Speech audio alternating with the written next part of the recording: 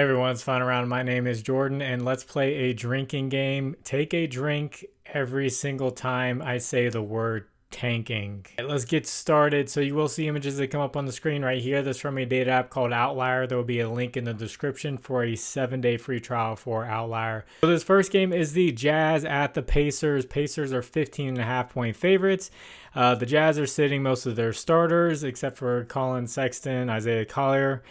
Pacers, Ben Mathurin, Aaron Naismith, Pascal Siakam are all questionable. The Jazz are tanking. They have been tanking for a very long time now, and they just continue to sit their guys. But one thing I did notice is their young guys that they're playing in a blowout, those guys still just keep playing. So both of these teams are actually in the top 8 for pace.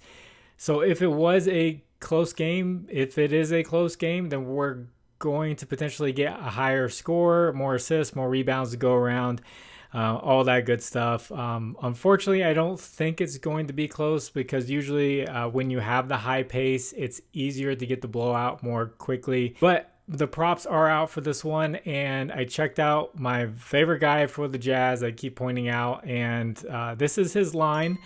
Kyle Filipowski, over 24.5 points plus rebounds, a -115. These are all of his games with Walker Kessler out. And you'll see he has gone over in 7 out of the last 8 games. You could also just take a look at rebounds separately at 9.5. That one looks really good as well. But what is encouraging here is just 2 games back, they lost to the Denver Nuggets by 36 points, and he still played 34 minutes. It didn't affect his minutes at all. They just keep playing their guys, just running their offense. Just, hey, go have fun out there and just make sure you don't win. So we can try to get Cooper Flag. So they are tanking. This next game is the Kings at the Hornets. Kings are 10.5 points favorites. The Hornets are tanking too. They're sitting pretty much all their starters for the year pretty much. But Mark Williams and Miles Bridges look like they will play. The only issue is the last time we saw the Hornets play, their minutes were all over the place with like Miles Bridges played like 22 minutes one game. The next one, he plays well over that, and he gets his normal minutes. And they're playing 10 guys deep. They're just mixing the lineups all around. So they are very difficult to trust. The Kings, there are some guys you can trust here. And if there is a blowout, I've noticed the teams on the winning side, the center, if he's a good rebounder, obviously a lot of missed shots happen for the terrible team. So Domantas Sabonis has a good shot here for rebounds. You could look at first quarter rebounds when those come out. One of my longtime viewers and commenters, subscribers, they remember me last year doing first quarter props.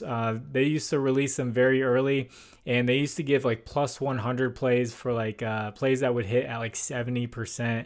75%. So I would put like 5 of them up, and we'd hit like 3 or 4 each time. So keep an eye out on first quarter rebounds for Domantas Sabonis. The Hornets give up the 4th most rebounds to the center position. So let's jump right into this third game. The Pistons at the Raptors on a back-to-back. Pistons are 9.5 point favorites. The Raptors are tanking. But Cade Cunningham is questionable for this one, so maybe it's somewhat competitive. Tobias Harris is out, and Isaiah Stewart will be hanging out with Dylan Brooks. The Raptors, they rested quickly and Jakob Poeltl, and they might rest RJ Barrett, Scotty Barnes. It looks like they've been just rotating guys with their rest. They definitely won't play them for the last part of the fourth quarter. 8 minutes seems to be the mark where they will sit these starters. So hard to trust them and hard to pick a Pistons player right now with Cade Cunningham, their best player, questionable. So this one is pending. So if you guys could please like the video, and if you haven't, please subscribe to the channel. If you have a little bit of extra time, could you leave a comment for the algorithm? Could you put the number 7? That helps get this video out there for more people to see. And also, if you use Prizepicks and you want to get away from it, or if you don't use Prizepicks and you just want to try out a new app, with dynamic payouts, a lot of options. Check out Underdog Fantasy, Sleeper, ParlayPlay, ChalkBoard, or BETR. Underdog's matching your first deposit up to $1,000, the rest up to $100, and Better's matching your first bet up to $250. Promo code is fine around 11. This fourth game is the Suns at the Celtics. Celtics are 14.5-point favorites. I know these first few games just look awful. Kevin Durant is out. Jaylen Brown is questionable right now, and the Celtics tend to randomly roll guys out during the day without a heads up. So we don't know, but as of right now, I like Kristaps Porzingis. I always go to the center position when it's against the Suns, but once again, this one could get ugly. Fourth most points allowed to the center position. He normally gets off to a hot start in the first quarter. Always love Kristaps Porzingis first quarter points if it is reasonable. He takes a lot of his volume early. So just going to hop right into this next one, trying to get through these as quickly as possible so it's not a 20-minute video. The Cavaliers at the Spurs. Cavaliers are 13.5-point favorites. The Cavaliers will not have Ty Jerome or Dean Wade. Spurs will not have Jeremy Zohan, and Keldon Johnson is probable. This is one where Cavaliers were struggling for a while, and teams like the Spurs could compete with them. They may still compete with them, but what I saw with the Cavaliers against the Knicks, they were kind of struggling for a little bit. The same struggles I've seen over the past few games, and then something clicked. Donovan Mitchell just kind of was like, okay, I need to attack, and then everything needs to build off that. And he did it, and everything started to build off that. Jared Allen started getting out of you of dunks, all this other stuff, and the Cavaliers looked like the Cavaliers we were growing to know throughout the year. They were kind of losing their identity. I think they got that back, so I think this game could be ugly, and the Cavaliers, the coach wants to not play them many minutes, max like 30 minutes, so can't really trust Cavaliers right now because they want to play their bench players. They want to stay rested and healthy. And then the Spurs they're just lost so many guys this year that staying away from this game. Game number 6 is the Thunder at the Rockets. The Thunder have all their starters healthy for this one, so it's been working out for them. And Dylan Brooks for the Rockets is hanging out with Isaiah Stewart.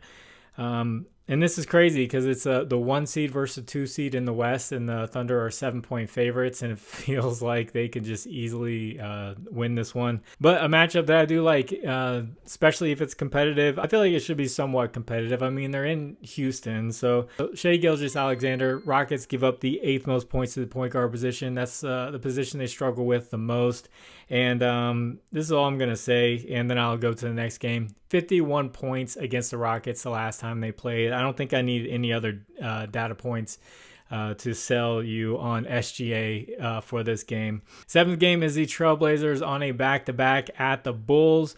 And you're like, oh no, he's going to say Deni Avdija again. And I've checked Deni Avdija in the past on back-to-backs, and he doesn't have a great track record with back-to-backs, but of course that's with Anthony Simons there taking up some volume. Anthony Simons sat out the first part of the back-to-back, so if he comes back, then that's going to take away volume from a lot of guys. But if he continues to sit, then another guy I want to introduce you to for the Trailblazers is Shaedon Sharpe. The Bulls give up the most points to the shooting guard position, and his back-to-backs are okay. He does better in the second game of it, so that's encouraging to see. But with Anthony Simons out, if Anthony Simons stays out, I think this is a great opportunity for him. I think Deni Avdija's lines are going to be juiced like crazy now because of the way he's been playing, and he's been amazing. But Sharpe has had 2 30-point games in a row now, taking a lot of volume. I would take a look at his line if everyone's looking over at Deni Avdija. Game number 8 is the Nuggets at the Warriors. The Warriors will be on a back-to-back. They can't afford to really rest guys right now. As of right now, while the Lakers and Warriors game is happening, they are in the 5 seed, but they are tied with the 7 seed, which is the play-in game. So they really can't give games away. So Maybe they sit Curry, maybe they don't. I don't know. But Jamal Murray is questionable. We'll see what the Warriors decide to do.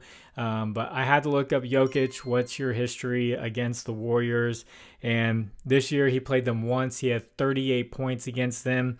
And then last year he had 35 points, 26 points, 34 points, and 32 points. So after that huge game Jokic just had, I have a feeling he's going to want to take over, especially if Jamal Murray isn't there.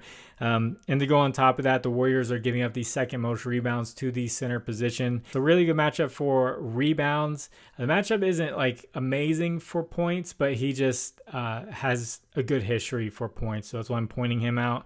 Ninth game is the Mavericks at the Clippers. Anthony Davis is questionable. Derek Lively is out. The Clippers are pretty healthy unless you really care if Ben Simmons is out. But matchup I like is Kawhi Leonard.